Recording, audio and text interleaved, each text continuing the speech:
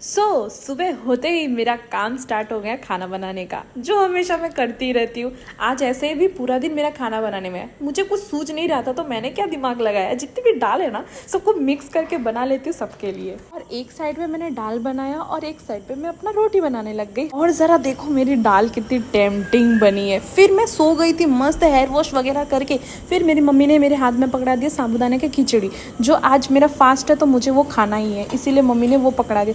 उसके बाद मैं मस्त बनाने लग गई खाना, एकदम एंजॉय करते करते।